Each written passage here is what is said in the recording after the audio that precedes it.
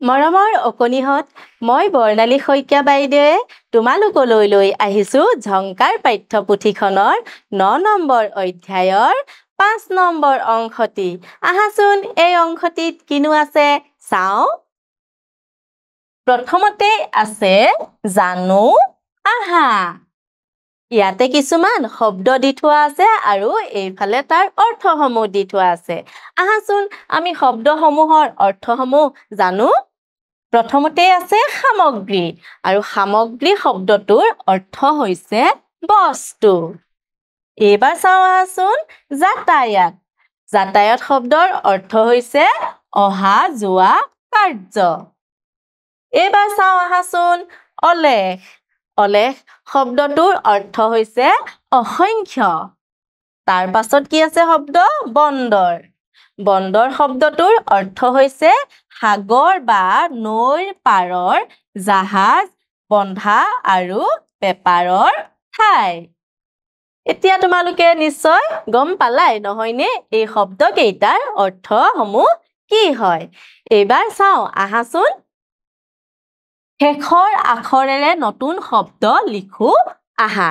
ইয়াতে কি কৰিছে শব্দ কিছুমান দি থোৱা আছে আৰু শেষৰ আখৰটোৰে বা শেষৰ ধ্বনিটোৰে এটা নতুন শব্দ লিখিছে। প্ৰথমতেই কি লিখি থোৱা আছে কলম। কলমৰ শেষৰ আখৰটো কি ম। তাৰ পাছত কি কৰিছে মৰে এটা নতুন শব্দ লিখিছে মইনা। মইনা বুলি কোৱাৰ লগে লগে শেষৰ আখৰটো কি হৈ গ'ল না। গতিকে না ৰে এটা শব্দ হ'ল লিখিছে কি নাহৰ নহয়নে। তাৰ পিছতে নাহৰৰ শেষৰ আখৰটো কি ৰ। ৰে এটা আমি নতুন শব্দ লিখিম ৰ বা ব ৰবাব নহয় জানো।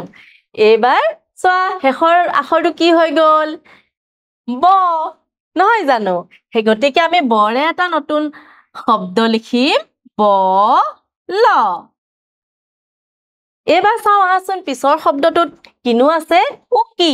উকিৰ পিছৰ আখৰটো কি পিছৰ ধ্বনিটো কি কি। গতিকে কিৰে এটা নতুন শব্দ লিখিম আমি কি তা প কিতাপ। এতিয়া কি হ'ল শেষৰ ধ্বনিটো শেষৰ আখৰটো প। পৰে এটা নতুন শব্দ হ'ব প খি লা পখিলা। এইবাৰ শেষৰ ধ্বনিটো কি হ'ল লা। লাৰে এটা নতুন শব্দ হ'ল লা টু ম লাটুম। এইবাৰ আমি চাওঁ আহাচোন শেষৰ আখৰটো কি ম।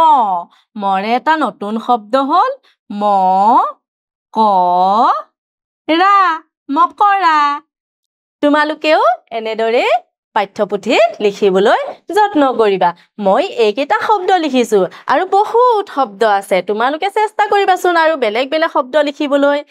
এইবাৰ চাওঁ আহা উৰাজাহাজ শব্দত থকা প্ৰতিটো আখৰৰ পৰা তিনিটাকৈ নতুন শব্দ সাজো আহা। উৰাজাহাজত থকা আখৰ কেইটাৰ পৰা কি কৰিব লাগিব আমি প্ৰতিটো আখৰৰ পৰাই তিনিটাকৈ নতুন শব্দ লিখিব লাগে। চোৱা উ ৰা জা হা জ উৰাজাহাজ। তাৰে এটা এটা শব্দ আমাক লিখিয়ে দিছে উ। তাৰপিছত এটা উৰে এটা শব্দ উল্কা। ৰায়ে এটা শব্দ লিখিছে ৰাইজ। জাৰে এটা শব্দ লিখিছে জাহাজ। হাৰে এটা লিখিছে হাতী আৰু জৰে লিখিছে এটা জলপান। গতিকে আমি বাকী কেইটা শব্দ আমি নিজেই লিখিম। মই লিখি ৰাখিছোঁ আহাচোন চাওঁ কি কিনো শব্দ লিখিছোঁ। মই লিখি ৰাখিছোঁ এটাতো উল্কা লিখি থোৱাই আছে। মই লিখিছোঁ এটা উট উত্তৰ আৰু উত্তৰাধিকাৰী। তাৰ পাছত ৰায়ে মই তিনিটা নতুন শব্দ লিখিছোঁ ৰাস্তা ৰাজধানী ৰাজহাঁহ। তাৰ পাছত চাওঁ আহাচোন জা। জাৰে মই তিনিটা শব্দ লিখি ৰাখিছোঁ জাল জাপি জাকৈ। তাৰ পাছত চাওঁ আহাচোন হা। হাৰে এটা শব্দ লিখিছোঁ মই হাত, হাবি, হাঁহ।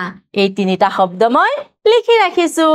তাৰ পাছত চাওঁ আহাচোন কিনো আছে। জৰে তিনিটা শব্দ কিনো লিখিছো। চাওঁ আহাচোন।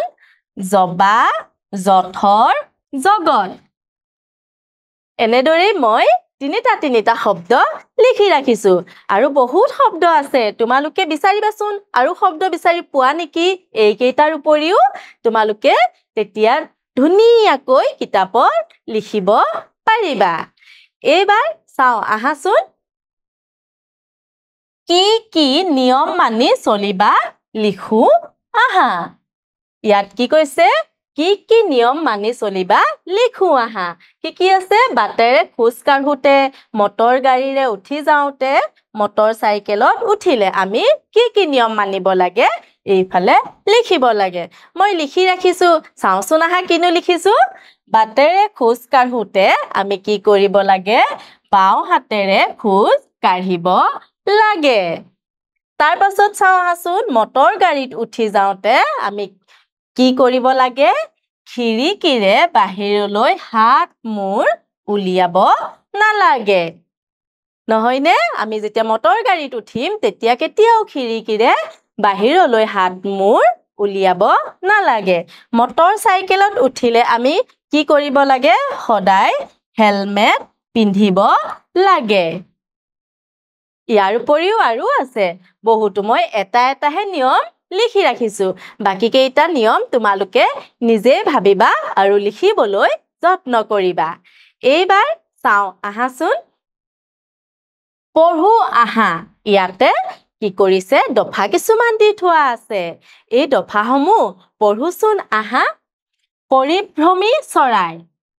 ৰতন আৰু ৰীমা সদায় ৰাতিপুৱা ককাক আইতাকৰ সৈতে খোজ কাঢ়িবলৈ যায়। কেইদিনমানৰ পৰা ওচৰৰ বিলখনত সিহঁতে বিভিন্ন অচিনাকি চৰাই দেখিছে। চৰাইবোৰ চাবলৈ দূৰ-দূৰণিৰ পৰা বহুতো মানুহ অহাও সিহঁতে লক্ষ্য কৰিছে। ৰতন, ৰীমা ৰাতিপুৱাই কি কৰে? ককাক আইতাকৰ লগত খোজ কাঢ়িবলৈ যায়। আৰু কেইদিনমানৰ পৰা দেখিছে ওচৰৰ বিলখনত বিভিন্ন অচিনাকি চৰাই অহা দেখিছে।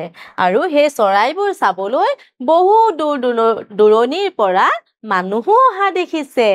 এইবাৰ চাওঁ আহাচোন। এই কথাটোৱে সিহঁতৰ মনত সুদুৱাই আছে। সেয়েহে সিহঁতে ককাকক চৰাইবোৰৰ বিষয়ে সুধিলে। ককাকে ক'লে সেইবোৰ পৰিভ্ৰমী চৰাই। পৰিভ্ৰমী মানে হৈছে যি এখন ঠাইৰ পৰা আন এখন ঠাইলৈ আহে। কুলি, কেতেকী, বনৰীয়া হাঁহ আদি চৰাইবোৰ পৰিভ্ৰমী। সেই কথাটো যেতিয়া তাহাঁতি লক্ষ্য কৰিলে তাৰ পাছত ককাকক সুধিলে। ককাকে তেতিয়া তাহাঁতক ক'লে এইসমূহ পৰিভ্ৰমী চৰাই। মানে যিসমূহ চৰাই এঠাইৰ পৰা আন ঠাইলৈ ভ্ৰমণ কৰি ফুৰে সেই চৰাইকে পৰিভ্ৰমী চৰাই বোলে। আৰু তেনেকুৱা চৰাইৰ ভিতৰত হৈছে কুলি, কেতেকী, বনৰীয়া হাঁহ। এইবাৰ চাওঁ আহাচোন। ইহঁত সাধাৰণতে শীতকালত অসমলৈ আহে। পৰিভ্ৰমী চৰাইৰ বিষয়ে জানি সিহঁতৰ বৰ ভাল লাগিল। ঘৰলৈ গৈ ককাকে সিহঁতক অসমলৈ অহা পৰিভ্ৰমী চৰাইৰ ছবি দেখুৱালে। আৰু কি কৰিছে? ইহঁতে সাধাৰণতে কেতিয়া আহে? শীতকালত অসমলৈ আহে। আৰু পৰিভ্ৰমী চৰাইৰ বিষয়ে সিহঁতে জানি বিৰাট ফূৰ্তি পালে। আৰু ঘৰলৈ গৈ ককাকে কি কৰিলে? তাহাঁতক পৰিভ্ৰমী চৰাইৰ ছবি দেখুৱালে। এইবাৰ চাওঁ আহাচোন। লিখো আহা। ইয়াতে প্ৰশ্ন উত্তৰ আছে। প্ৰশ্ন আছে, গতিকে আমি তাৰ উত্তৰসমূহ লিখিব লাগিব। আহাচোন প্ৰশ্নত কিনো আছে চাওঁ। পৰিভ্ৰমী মানে কি? আমি উত্তৰত লিখিব লাগিব পৰিভ্ৰমী মানে হৈছে যি এখন ঠাইৰ পৰা আন এখন ঠাইলৈ আহে। এইবাৰ চাওঁ আহা। ককাকে সিহঁতক কি দেখুৱাইছিল? ককাকে সিহঁতক ককাকে সিহঁতক অসমলৈ অহা পৰিভ্ৰমী চৰাইৰ ছবি দেখুৱাইছিল। এইবাৰ চাওঁ আহা। ৰতন আৰু ৰীমাৰ মনত কি কথাই খুদুৱাই আছিল? আমি উত্তৰত লিখিব লাগিব, ৰতন আৰু ৰীমাই ওচৰৰ বিলখনত বিভিন্ন অচিনাকি চৰাই দেখি মনত খুদুৱাই আছিল। এইবাৰ চাওঁ আহা।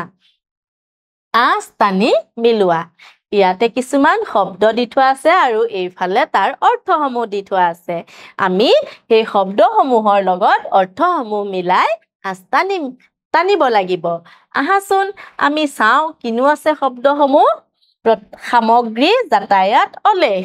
এতিয়া চাওঁ আহাচোন সামগ্ৰী শব্দটোৰ অৰ্থনো কি? সামগ্ৰী মানে হ'ল বস্তু। যাতায়াত শব্দটোৰ অৰ্থ কি?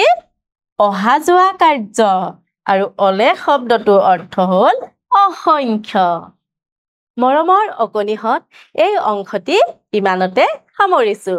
আগন্তুক দিনত এটি নতুন অংশ লৈ পুনৰ আহিম। ধন্যবাদ।